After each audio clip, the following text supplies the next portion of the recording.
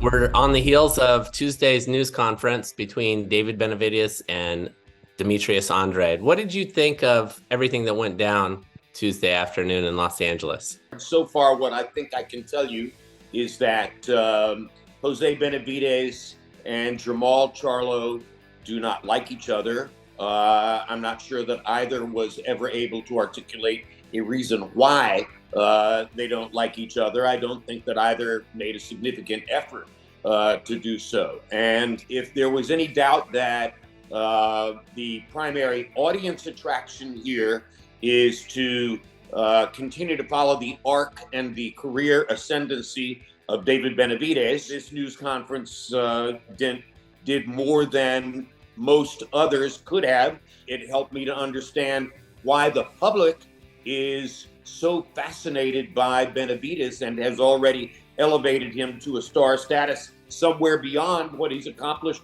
in the ring. The public is expecting something big from Benavidez Saturday night. The public seems to think in large numbers that Canelo Alvarez is avoiding David Benavidez, and all that makes for an interesting story, even though the one subtext that I still don't understand is why did David Benavidez bypass a fight with the seemingly stylistically more attractive David Morrell to fight against Andrade in the kind of fight that most people do try to avoid.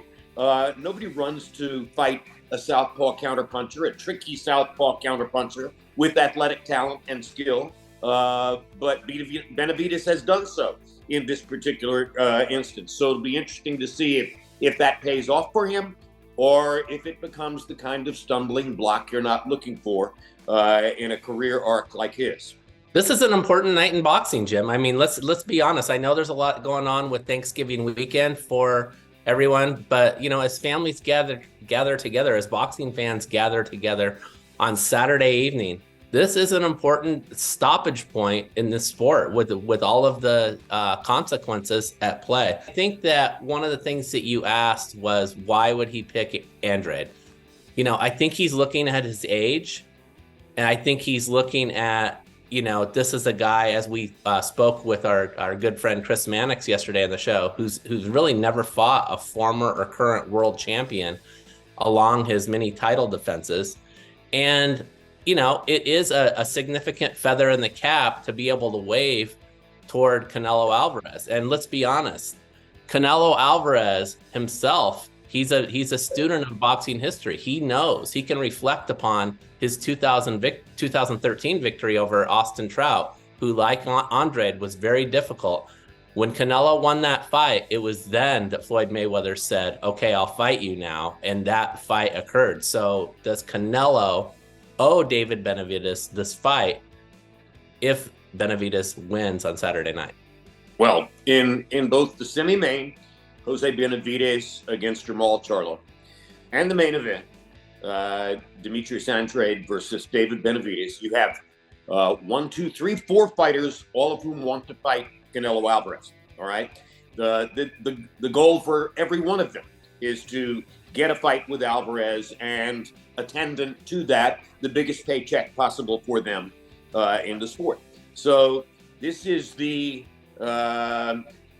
tournament for Canelo Alvarez aspirants, taking place Saturday night in Las Vegas. And if you have any interest in Alvarez, as most boxing fans seem to have, then you ought to be sitting at your TV set and your computer terminal and watching this fight or these fights Saturday night and interacting with Jim and Lance on ppv.com, because these dramas are going to take place round by round, moment by moment, as the evening progresses, with the aura of the number one fighter in the sport hanging over it. I say the number one fighter in the sport. He's still dollar for dollar number one, unquestionably. But is he pound for pound number one? That, I think, is open to discussion on the basis of what Terence Crawford has done and is going forward toward doing. Canelo doesn't want to acknowledge that. When I asked Canelo in Las Vegas the last time we worked together, what about having surrendered the pound for pound number one ranking to Crawford, he instantly said, no, I'm still pound for pound number one. Well, there are various experts, writers, observers in the sport who don't think so, Canelo. They have already put Terrence Crawford on that perch ahead of you. And by the way, what if Andrade beats Benavidez? Is he going to want to fight Demetrius Andrade, or is he going to want to fight a much less tricky southpaw former welterweight? Let's face it, Crawford is not about trickery. He's firepower. And Canelo might be more comfortable fighting somebody who's more about firepower than he is about guile. Andrade is about guile and deception and all the different things that he can do in the ring. And it is an interesting card, as you mentioned. The return after a staggering 29-month layoff of middleweight champion Jermall Charlo to fight David's older brother, Jose Benavidez Jr. What do you make of, I mean, I talked to Jermall at length yesterday, and he spoke of, getting over the mental battle that he was dealing with. And he feels he's going to come back as a refreshed, supercharged fighter who will take out Jose Benavidez Jr. Are you buying that, or do you think that there's some serious concerns about the rust issues that he may be dealing with on Saturday night? Well, anybody who has had as long a layoff as Jermall has had is looking at the strong potential of rust issues. You can spar all you want, you can train all you want, you can do the batting practice over and over and over. It's not the same as facing live pitching in the seventh inning of a close game. So he's going to be facing live pitching Saturday night, and we'll see. Now, Jose Benavidez is no mystery. He's like his brother. He's a come-forward, destroyer-type fighter, and he fights in a routine, straightforward, intelligible style. I'm not saying he's not good at it. He is, and he's got some of the kind of power that his younger brother has. But in this fight between two older brothers, Jermall may have boxing advantages that can give him the chance to get back on the horse kind of a win. But I've never had an extended discussion with Jermall Charlo. This all falls into the realm of the somewhat unknown and to be discovered for me. So that's a great thing for our PPV.com correspondents during the fight on Saturday night. You'll be talking about somebody whom you know reasonably well, and I'll be talking about fresh information, what I see on the surface from Jermall Charlo in this moment, in this fight. The card also includes the first super lightweight title defense by Puerto Rico's Sabriel Matias, and a guy who fought Gervonta Davis in January, Hector Luis Garcia, is going to be fighting Lamont Roach on the card. But I wanted to go back to the main event. As we look at this fight, we've broken it down. We've talked about, the power of Benavidez versus the craftiness of Andrade. How do you see this fight playing out, this main event? Well, and I would add to that characterization the athletic talent of Andrade, the endurance factor where, Andrade, I expect to be superbly conditioned by the people in his camp, including Victor Conti.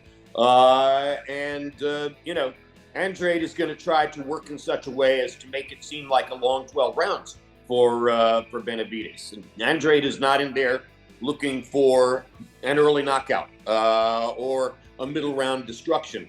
That's Benavidez's category. Obviously, boxing is the theater of the unexpected. You never can rule out the possibility that Demetrius Andrade walks in, throws a straight left hand, and knocks David Benavidez out with one shot. It's always there somewhere in the ether, but that's not what anybody of expert identity expects. Can Andrade frustrate Benavidez somewhat in the same way that Austin Trout frustrated Canelo Alvarez at one point, somewhat in the way that Erislandy Lara frustrated Canelo Alvarez at one point? Let's be honest. I mean, think about this. The guy he's a 2008 U.S. Olympian. So he's got all of these bouts, under his belt. He's got so much experience. And, if he displays this and confuses Benavidez, it's definitely there for the taking. Fans don't want to see a puzzle maker. They want to see somebody who walks in and dispatches the opposition with one hard shot. Fans didn't want to see Buster Douglas confuse Mike Tyson with his jab and his right hand over the top. They wanted to see Tyson demolish him the way he had done with Michael Spinks. Sometimes you don't get what you want. And we wait and see now whether fans are going to get what they want Saturday night from David Benavidez against Demetrius Andrade. I just expect Benavidez' accumulation of punches to wear this guy down. And I think around like rounds 8, 9, 10, you're going to see a finish by David Benavidez and the ability for him to call out Canelo Alvarez. And definitely, as he said yesterday to some of us on the side after the news conference, pin him in the corner. You know, I'm gonna produce the type of showing that Canelo has no choice except to fight me. And I don't want to hear anything more about Canelo's reluctance to fight Mexicans. You know, everyone knows that a fight between two Mexicans is a great thing to observe. You know, basically everyone in this co-main and the main event has something to prove. And for him, he has everything to prove to finally, once and for all, say, I am ready for Canelo Alvarez. If David Benavidez goes in and delivers a thrilling, emphatic, dramatic knockout of Demetrius Andrade, and Canelo Alvarez then chooses to fight Jermall Charlo or David Morrell, that would be Canelo making Canelo look bad. And I think he knows that and understands that. And he's always stepped up to competitive challenges like this in the past. So if Benavidez underlines his identity tomorrow night in the way that most fans seem to believe he's going to do, then yes, it's incumbent on Canelo to fight him, unless, of course, he's going to fight Crawford.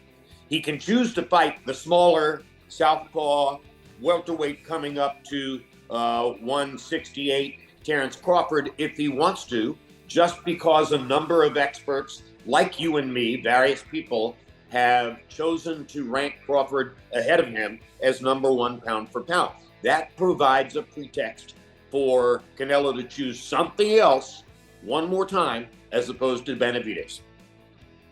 Yes, absolutely, Jim. It's fascinating. And like we said, this is a highly important night in boxing coming Saturday night from Mandalay Bay in Las Vegas. ppv.com. Myself and Jim Lampley will be there ringside. Please follow our live chat. It's going to start at 8 p.m. Eastern, 5 p.m. Pacific. We will see you there and looking forward to it, Jim. I'll see you in Las Vegas. Thank you, Lance. Look forward to seeing you too.